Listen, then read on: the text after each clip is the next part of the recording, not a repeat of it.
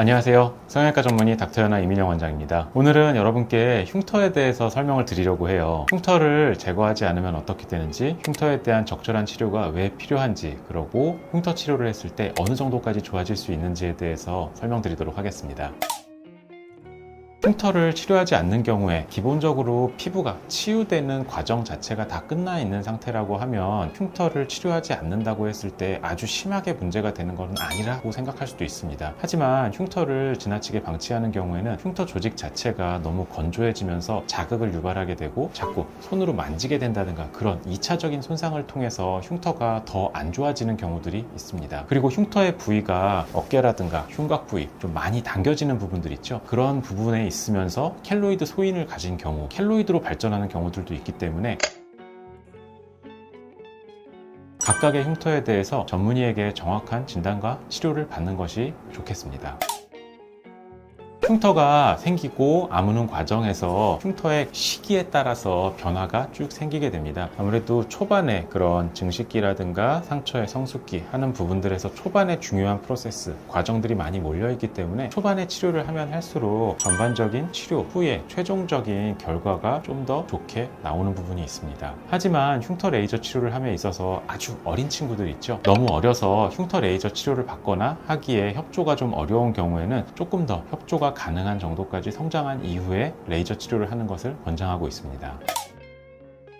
우리가 흉터 레이저, 흉터 치료하는 부분에 있어서 흉터 자체에 대해서 몇 가지로 좀 나누어서 생각을 해보아야 합니다. 보시면은 흉터로 내원하신 환자분인데요. 흉터 자체를 봤을 때 제일 먼저 보이는 부분들이 약간 붉게 보이는, 저희가 이제 색소성이라고 보통 얘기를 하는데요. 흉터가 아무는 과정에서 주변에서 혈관들이 자라 들어오고 상처 주변에 있는 멜라닌 세포들이 자극을 받으면서 색소들이 많이 생기게 되는 부분들이 있습니다. 이러한 부분들이 없어지는 게 제일 오래 걸리게 되고요. 보통 1년 정도의 기간을 필요로 합니다. 그래서 사이 기간 동안에 너무 자외선을 강하게 많이 받거나 하게 되면 더 상처 부위가 많이 타면서 검게 보일 수가 있기 때문에 상처의 부분에 대해서 자외선 차단 관리가 필요하다라고 설명을 드리고 있습니다. 요즘 나와 있는 흉터 연고 중에는 SPF 성분, 그 선프로텍션 기능이 좀 들어가 있는 흉터 연고도 있기 때문에 그러한 부분을 사용하셔도 도움이 될 수 있겠습니다. 그리고 두 번째로 볼 수 있는 부분들이 흉터 조직들이 약간 부풀어 오르듯이, 여기 우리 환자분들 같은 경우에는 그렇게 심하게 많이 보이진 않는데요. 섬유 조직들이 증식하면서 상처 부위가 아물게 되는데, 그러한 섬유 조직의 증식이 너무 과다하게 일어나는 경우, 그러한 부분들을 우리가 이제 비유성 반응이라든가 켈로이드라고 얘기를 하게 되죠. 섬유 조직들이 너무 과도하게 증식한 경우에는 주사 치료 등을 통해서 과도하게 증식된 섬유 조직을 풀어줄 필요가 있는 경우들이 있습니다. 이러한 부분들은 색소에 비해서는 조금 더 빠르게 좋아지는 경향을 보이게 되고요. 일반적으로 3에서 6개월 정도면은 많이 호전되는 경향들을 보이고 있습니다. 그리고 세 번째로 볼 수 있는 것들이 이제 흉터 레이저를 통한 개선의 부분이라고 보시면 될 것 같습니다. 우리 일반적으로 프락셀 레이저라고 많이 얘기를 하죠. 흉터 부분에 레이저를 여러 개로 잘게 쪼개서 흉터 조직에 머리카락보다 가늘게 구멍을 여러 개 뚫어주게 되죠. 그러면 그 주변으로 조직들이 다시 재생이 되면서 흉터 자체가 작아지고 재생이 되는 효과를 기대할 수 있습니다. 레이저를 통해서 5번의 레이저 치료를 받으신 환자분이시고요. 레이저 치료 전에 전체적으로 울퉁불퉁하고 튀어나와 보이는 양상을 보이던 피부 조직들이 전체적으로 매끈해지면서 흉터 부분이 많이 덜 보이게 되는 양상을 볼 수 있습니다. 이렇게 정상 조직과 흉터 사이의 경계를 희미하게 만들어주는 역할, 이러한 부분들이 프락셀 레이저의 역할이라고 보시면 될 것 같습니다. 동시에 환자분은 치료를 하시면서 이제 색소 부분을 조금 더 줄이기 위해서 토닝 레이저를 통해서 색소 부분도 조금 같이 치료를 하시고, 전반적인 LLLT, 저출력 레이저를 통해서 재생 레이저 치료도 함께 진행을 하셨습니다.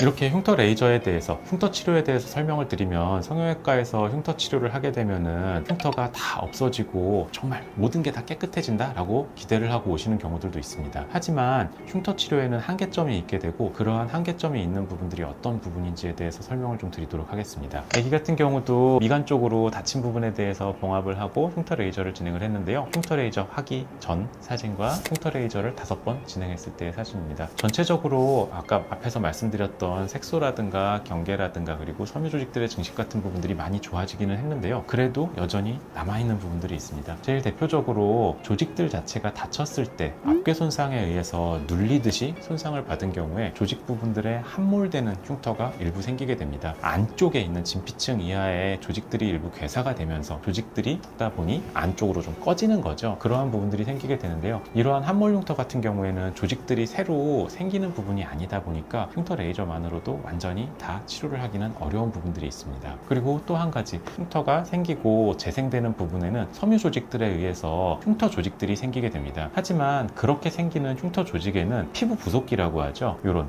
모낭이라든가 땀샘이라든가 그러한 피부 부속기들이 생기지는 않기 때문에 어떻게 흉터 치료를 해서 최선을 다해서 치료를 한다고 하더라도 피부 자체에 원래 있었던 피부 부속기가 생기지 않는 부분에서 정상 조직과 약간은 다르게 보이는 부분, 그러한 부분이 최종적으로 남게 되는 부분이라고 보시는 게 맞을 것 같습니다. 그러한 부분들에 대해서도 조금 더 치료를 하기 위해서 최근에는 DNA 재생 주사라든가 조직의 재생들을 유도하고 있는데요. 신경 쓰이고 많이 걱정하셨던 흉터 부분에 대해서 조금이나마 도움을 드리기 위해서 저도 열심히 노력하고 있습니다.